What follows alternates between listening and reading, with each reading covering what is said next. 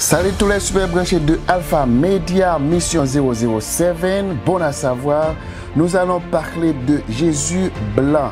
On va voir pourquoi on a des images avec Jésus photo blanc ou noir. Mais aujourd'hui, on va parler de Jésus blanc, d'où provient l'apparence physique qu'on attribue généralement à Jésus. On représente Jésus comme un homme au teint pâle et aux cheveux longs. Ce portrait contredit que la Bible nous révèle de son apparence dans le monde. Et si la couleur de sa peau varie parfois, on le représente généralement barbu, les cheveux longs, chétifs et le regard triste. C'est du moins ainsi que le décrivent depuis des siècles les vieux tableaux. Des sculptures, les crucifixes et plus récemment les films. C'est en effet l'apparence qu'on lui prête quasiment universelle. Or, comme nous le mentionnons dans notre article physiquement, comment était Jésus? La Bible ne nous fournit pas de détails précis de son apparence physique et ce qu'elle nous révèle contredit la conception populaire que vous pouvez avoir de lui. Représentation plantée dans votre esprit par certains artistes et producteurs de films plutôt que d'avoir le teint pâle. Il avait probablement le teint hâlé.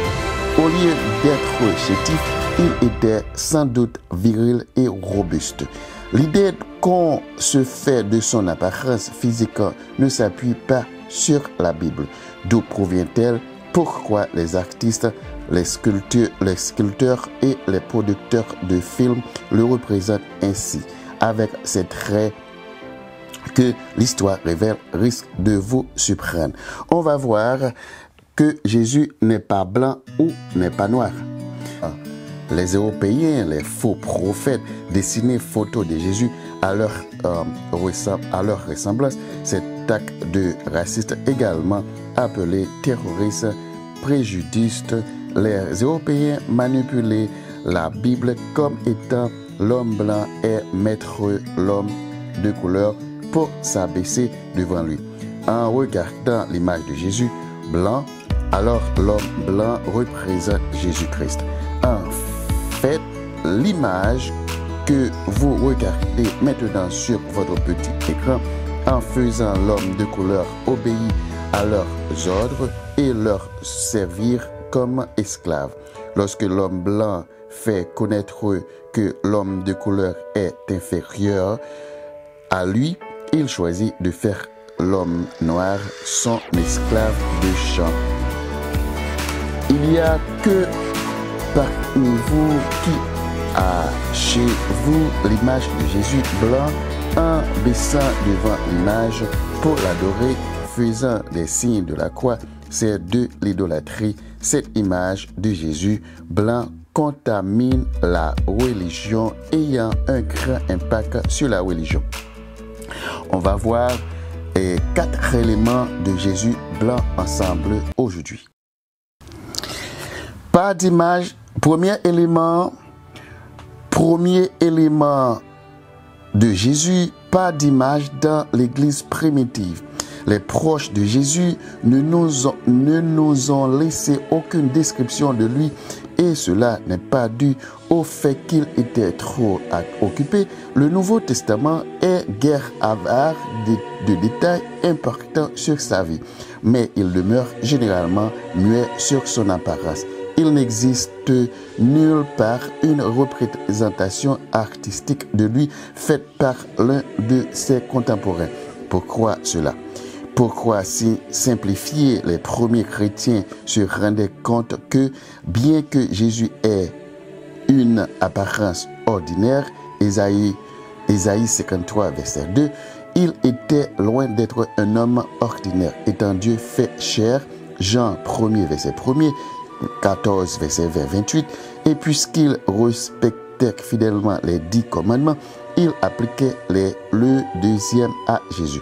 Christ était Dieu et l'on ne devrait pas le représenter par des images ou des sculptures ou figurines.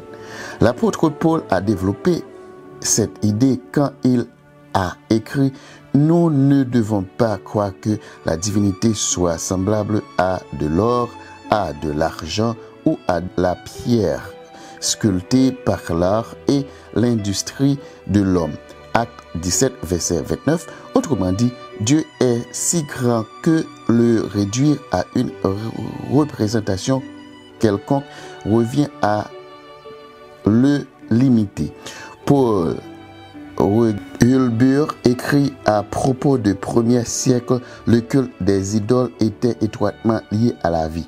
À tous les niveaux, des portraits se dressaient dans toutes les maisons demandant à être adorés. Des libations étaient versées à des dieux à chaque fête. Lors de chaque cérémonie civique ou provinciale, ces portraits étaient adorés. Les premiers chrétiens ne participaient à aucune de ces formes d'adoration. D'après l'histoire séculière, l'Église primitive avait toujours été stricte, interdisant l'adoration de représentation et de ce fait ne voulait pas qu'on se souvienne du visage du Christ. Claudine Chavannes-Mazel. Il est clair d'après la Bible que d'après les documents d'historique que l'Église primitive n'avait aucune représentation du Christ. Par conséquent, comment les portraits et les icônes qui ont été faits se sont-ils frayés un chemin dans le christianisme traditionnel? Deuxième élément, comment ces portraits ont pris place. De grands changements se produisirent au sein du christianisme après la fin de l'ère néo-testamentaire. Après la mort des apôtres originaux, un petit groupe de chrétiens fidèles continua à respecter les enseignements de ceux-ci. Mais le christianisme se mit peu à peu à adopter des pratiques qui ne ressemblait plus guère à l'Église décrite dans le livre des Actes. Les représentants les plus anciennes représentent supposément Jésus, date de 240 à 256 de notre ère. Il va sans dire que ces artistes qui vécurent 200 ans après l'ascension de Christ au ciel ne l'avaient jamais vu et n'avaient jamais rencontré le moindre de ses contemporains. Plutôt que d'essayer de le représenter fidèlement, ces représentations anciennes le représentaient symboliquement. Il était par exemple représenté comme le bon berger tenant un agneau dans ses portraits.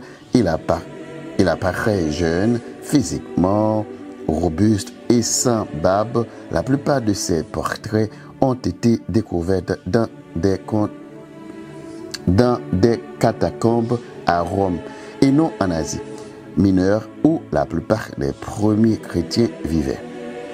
Le problème que les historiens ont pour identifier ces représentations comme étant de Christ est qu'elles apparentent à la gréco-romain qui se servait d'un portrait d'un berger en tant que symbole de philanthropie. Après l'an 400, les portraits de Jésus se mirent à apparaître un peu partout dans les églises, les catacombes et même les vêtements sacerdotaux des prêtres. Les artistes n'ayant aucune idée de l'apparence de Jésus, ils créèrent leur propre version de lui donnant des traits qui continuent d'influencer l'art de nos jours. Les premiers portraits de Jésus le représentaient un peu différemment des portraits qu'on fait de lui de nos jours. Au lieu de le représenter mince et barbu, l'art primitif le représentait jeune, musclé, rasé, les cheveux longs et plutôt efféminé. Dépeindre Jésus avec de longs cheveux n'était pas une décision aléatoire de la part de ces anciens artistes. Ils décidèrent de représenter Jésus ainsi parce que les divinités masculines du panthéon gréco-romain étaient toujours représentés avec des cheveux longs. Dans l'art grec et romain, les cheveux longs et ébouriffés étaient une marque de divinité.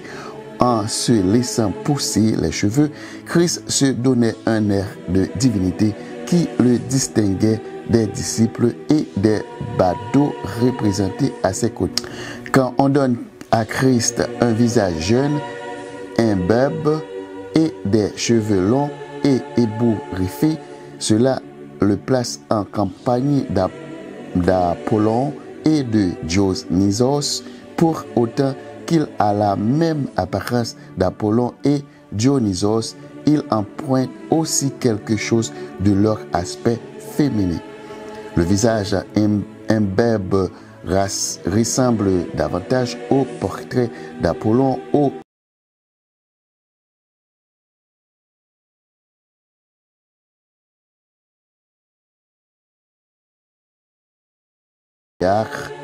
Méléagre et même Hercule. Une apparence jeune fait penser aux attributs divins souvent associés au Dieu sauveur. Le portrait de Jésus comme version d'Apollon, Hélios, dans la nécropole vaticane démontre en quoi les dieux romains étaient directement défiés. Jésus prend leur place souvent avec des attributs iconographiques qui lui donnent une apparence assez similaire à celle des dieux païens. Troisième élément, le danger de l'idolâtrie.